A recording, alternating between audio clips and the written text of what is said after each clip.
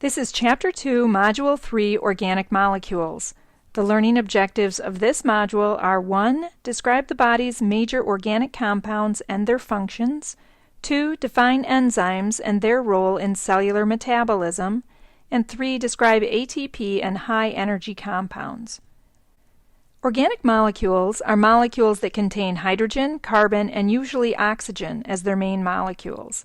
There are 4 different organic molecules: carbohydrates, lipids, proteins, and nucleic acids. Carbohydrates are the preferred source of energy for most of the tissues in the body, including the nervous system and the heart. Carbohydrates from the diet are converted into glucose, which can either be immediately used as a source of energy or stored for future use. The body cannot digest all carbohydrates in the diet. Indigestible carbohydrates, also known as fiber, travel through the intestines and help maintain proper digestive health. Carbohydrate molecules contain carbon, hydrogen, and oxygen in a 1:2:1 ratio. The smallest carbohydrate is called a monosaccharide or simple sugar. A monosaccharide contains 3 to 7 carbons. Examples of monosaccharides are glucose, fructose, and galactose. The glucose molecules that we will study have 6 carbons that form a hexagon ring. They should be easily recognizable by their hexagon shape. Glucose in this form also has 12 hydrogen atoms and 6 oxygen atoms. A disaccharide contains 2 simple sugars condensed by dehydration synthesis. Dehydration synthesis links a glucose molecule with a fructose molecule to form a sucrose molecule, which is a disaccharide. A polysaccharide is a molecule with many monosaccharides condensed by dehydration synthesis. Polysaccharides include glycogen, starch, and cellulose. Glycogen is a molecule that is made up of several to hundreds of glucose molecules linked together. In this form, glycogen is a storage molecule for glucose. When the cells need glucose to create energy, glycogen will get broken down into individual glucose molecules. When your body tissues are inactive, the available glucose molecules will be bound in long chains as glycogen molecules and stored in the liver and skeletal muscles. Lipids, another group of organic molecules, are also known as fats, and they play multiple roles in the body. Fats are broken down in the digestive tract to form individual fatty acids and cholesterol molecules. Fatty acids and cholesterol are key components to the membranes that surround all cells. Cholesterol can also be used to make many other compounds in the body, such as steroid hormones. Finally, fatty acids represent an important source of energy, particularly for the purposes of long-term storage. Fatty acids are long chains of carbon and hydrogen with a functional group called a carboxyl group, or COOH, at one end. Fatty acids may be saturated or unsaturated. Saturated fats have no double bonds between the carbons, so it is saturated with hydrogen. Saturated fatty acids are fats that cannot break down in the body and therefore collect in places in the body and get stored. As saturated fatty acids collect within the body, it wreaks havoc and causes detrimental health issues. On the other hand, unsaturated fats contain 1 or more double covalent bonds between their carbons. Where double bonds are formed, hydrogen atoms are eliminated. Examples of unsaturated fats are found in canola oil, sardines, kidney beans, and shrimp. A monounsaturated bond contains 1 double bond, whereas a polyunsaturated bond contains 2 or more double bonds. Fatty acids are the monomers found in glycerides. Glycerides are fatty acids attached to a glycerol molecule. Think of the glycerol molecule as the head and the fatty acid as a tail. A monoglyceride is a molecule with a glycerol head and 1 fatty acid tail. A diglyceride has a glycerol head and 2 fatty acid tails. A triglyceride is a molecule with a glycerol head and 3 fatty acid tails. Triglycerides have 3 important functions. They act as an energy source for the body, they provide insulation for the body, and they protect important organs inside the body.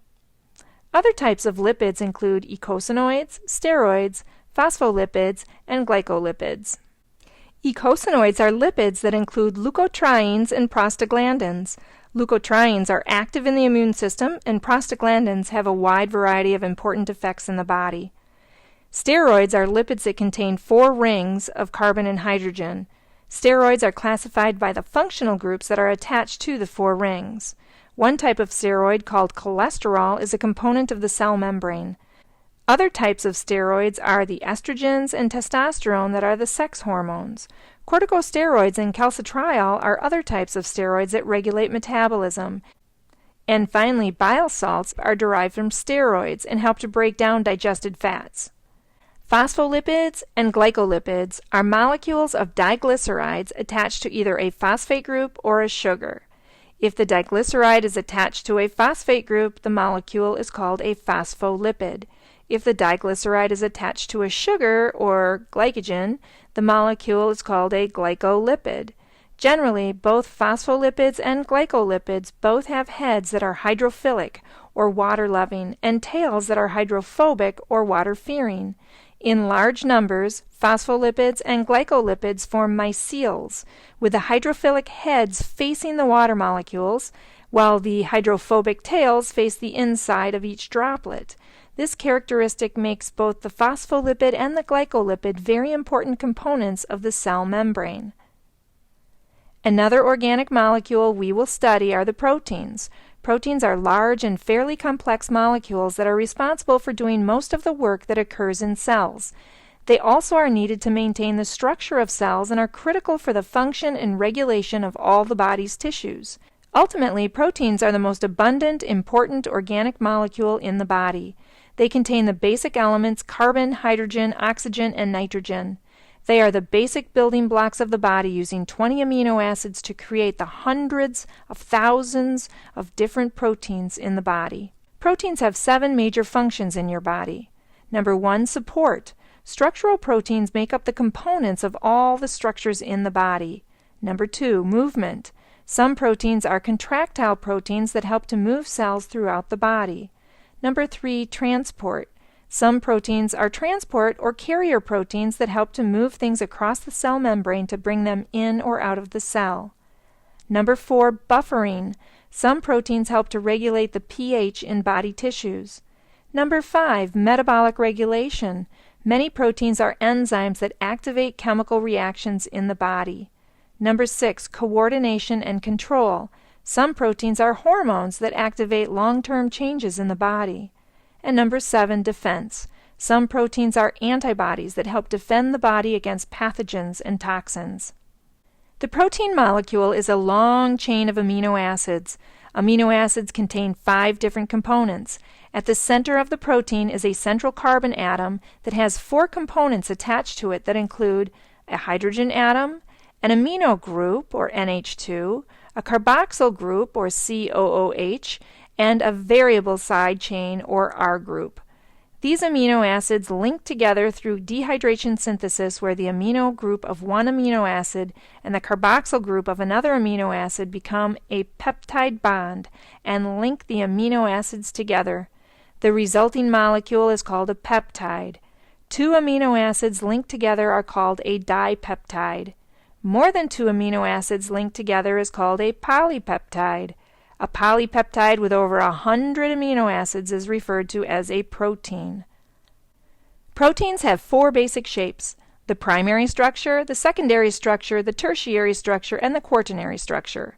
The primary shape or structure of a protein is a sequence of amino acids linked together in a row.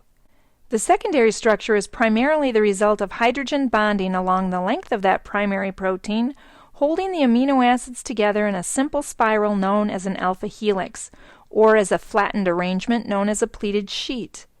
The tertiary structure is when the secondary structure folds into a unique shape. The tertiary structure is basically the coiling and folding of the secondary polypeptide structure.